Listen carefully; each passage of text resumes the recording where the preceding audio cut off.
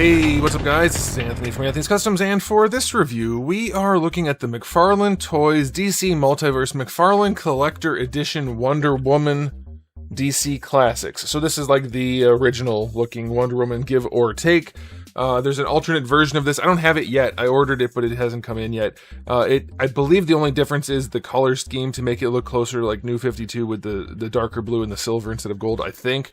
If you guys want me to make a video about that, let me know. But this is the one that we are looking at today, and I think it's your best option for Wonder Woman from McFarlane Toys. That being the caveat there, it's from McFarlane Toys. So let's go ahead and get it off the stand and take a closer look. Before we look at the figure, I do want to show you my package. It is the usual packaging, which I think is one of the better standard packagings from like a lower end company. I think it looks pretty nice, and since this is the special collector edition as opposed to the people who buy the other ones who are just filthy casuals, it has the silver chrome on it, which is nice. I guess you don't have to call it silver chrome, it's just chrome. It looks good, and then we have some artwork on the back, which actually kind of closely matches the figure. And I should say it the other way around. The figure closely matches the artwork, so hey, it only took them however many years and losing the license. I know they didn't lose the license necessarily because of sales, but still. Okay, there's the packaging. Let's move on. This figure stands. She is in stock at Big Bad, or she's waitlisted at Big Bad Toy Store. This one and the other version. I'll put links to both in case you guys want to try to get them. I know a lot of people still do collect the McFarlane toys, or maybe even you just need a decent enough Wonder Woman, and there's something about this figure that is nice, so we'll talk about that. But I'll put both those links down there for you. She stands about, let's say 18.7 centimeters to the top of where her head would be. That's going to make her roughly 7¼ inches. Here she is up against Darwin. Obviously different scales. She is nowhere near 1/12 scale, lucky Darwin. And here she is up against a Batman figure that I happen to have laying around. She seems a little tall to me. She should be about 6 feet tall. I imagine this Batman's a little taller than 6 foot, like probably 6'3". That's close enough. That's close enough. She seems big. She has a big head because he's very comic-y and she is a little bit less so. But it's close enough. I think she might be a little bit tall, but it'll do. Alright, question of the day. Which version of Wonder Woman is your favorite? Do you like the big bushy hair? Do you like the dark blue and the silver? What do you like? For me, it's classic. I prefer the classic look for most characters. I don't mind the dark blue and silver, but I think this is a nicer look overall. Okay, so let's get into this. It is a McFarlane figure. It's a collector edition, so it's $35. However, this one's actually not bad for the price. I would argue that if you want to compare this to the standard McFarlane figure or Marvel Legends that are coming in near $30, I'd say this is okay. Like, for a McFarlane figure, this is a fine value proposition. All of these domestic figures are just way overpriced and way too low quality.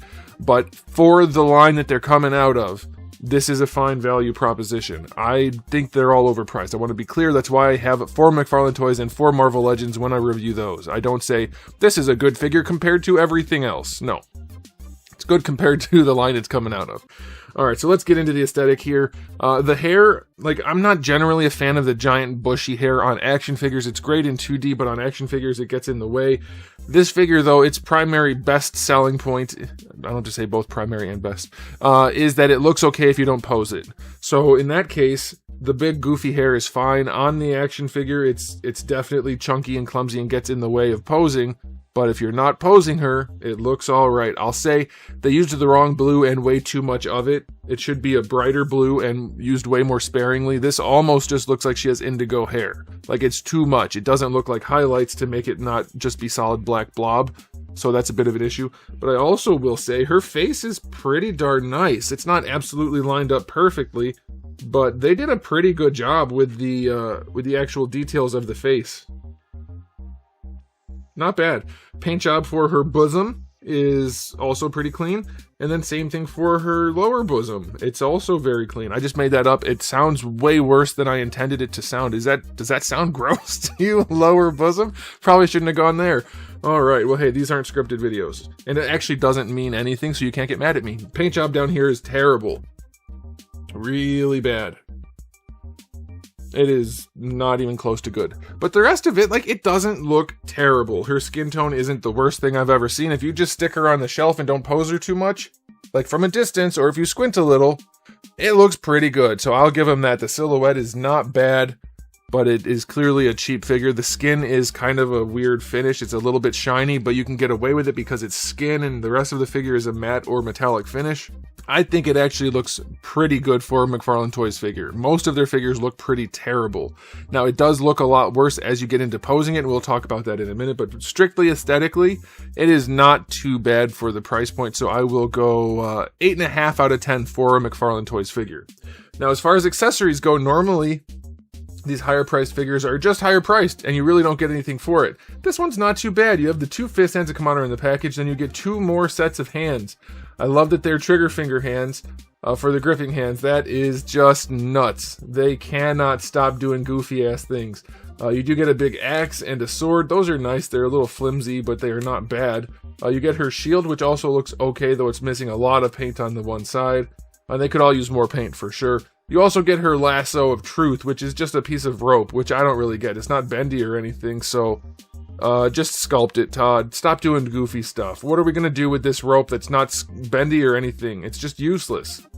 You get your display stand and your card as well. So yeah, it's not like it's an impressive assortment of accessories, but it's not bad compared to what you normally get from Todd, even for this higher price point. So I will go 8 out of 10 for accessories.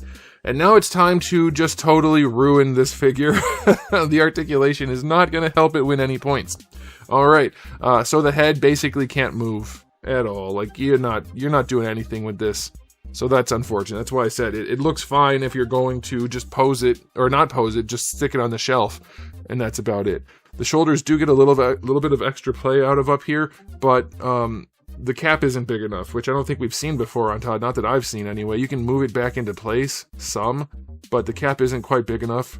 But you do get a decent amount of adjustment posing. The shoulders do work. They go up way better than horizontal, and of course you have your full rotation wherever the hair isn't. Bicep swivel is there, but in good old Todd McFarlane fashion, they didn't think about it or try at all. It is actually just removed, like they just cut the sculpt up. You can't really even rotate it because they didn't account for actually moving it. It's nuts.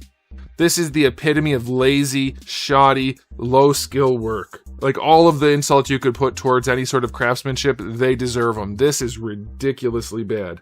That is nuts. You have to basically leave her arm straight so that you can pretend it's actually done well. Double-jointed elbow will double joint. It is not a good-looking elbow, but we have seen way worse from them, so there's a little bit of something there for you. And then for the hand, it's just a ball hinge, which is the right size, so that's okay. Now the torso, no joint up here under the bosom. I'm going to keep using bosom in this review. I don't know why. Only a ball peg down here, which goes all the way back, so that's not the worst thing. Going forward, it gets none. Side to side is okay. It doesn't have good range, obviously. It only leans backward, so whatever. That's not great. Waist twist is in there, of course, but they could have done more. They could have done more. This plastic or paint or whatever it is messed up right here. I just noticed that. Alright, for the hips, they work pretty well. They go all the way out to the side. They do have a dangly bit, though, which most of the male figures don't even have, so that's kind of weird that she has it. That's a thing. Bringing the legs forward, it's extra flexible here. This is a nicer material than they normally use. It's not hard at all to flex that and bring her leg forward, and they did a decent job continuing the glutes during posing, so that's okay. And then going back, it does flex well enough to do that, so her legs pose pretty well, other than doing the splits. Thigh swivel is so minimal, it doesn't really matter. And then the knees, because Todd, like I showed you on the biceps, this company is just the worst when it comes to articulation, but also, why are her knees a different color? There's nothing on her body that color. The plastic for the knee joint matches pretty well. If you look on the back, those are pretty much the same color. But they put paint on the front here to make it look orange. It's not only on the knees, it's on the thighs and shins too. Why, Todd? But also the sculpt. Like, what the flippin' heck? What is that? Why? Okay, so here's why this happens, other than complete incompetence. They made the joint this thick as this round part, instead of going as thick as the leg. If you go as thick as the leg, you don't have this giant shelf, this giant gap. That shouldn't be there. Make the joint the full thickness of the leg rather than trying to squeeze out a little one down here. And then you won't have these goofy ass knees. Holy crap, you cannot pose this figure without it looking like an abomination. That is nuts.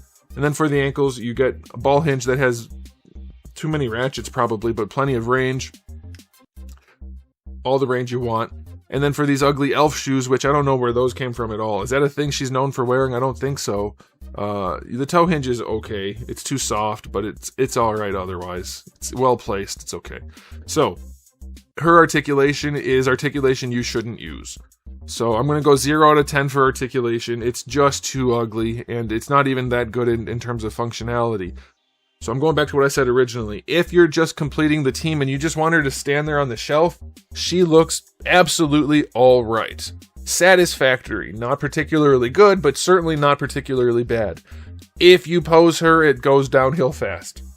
So I'm going to give her an overall rating of, if you want to pose the figure, 0 out of 10, don't buy it, it's a travesty. If you just need it to look okay, you can give it a 7, I guess. You could even argue 8, because some of the things look all right.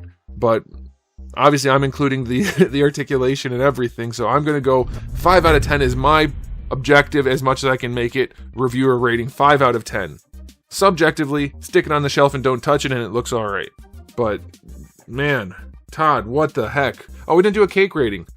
I haven't done a cake rating in a while, so I'll do this one. Her cake rating, for those of you who are new to the channel or haven't seen a McFarlane review, I do cake ratings on just the McFarlane DC figures because he made them have really, really weird butts in the beginning. Now they're normal, so it kind of doesn't make sense. And now it just looks like I'm a weirdo pervert. That's not the case. I'm making fun of Todd, or at least his company. She gets a 7 out of 10 for cake. For Wonder Woman, I would expect a little bit more definition. Okay, alright, that's it for me, guys. Thanks for watching. If you enjoyed the video, please do give it a thumbs up. If you didn't, give it a thumbs down. And if you haven't subscribed, you should. I have new videos just about every single day, and thousands already on the channel. So make sure you come back for all of that. And in the meantime, keep collecting.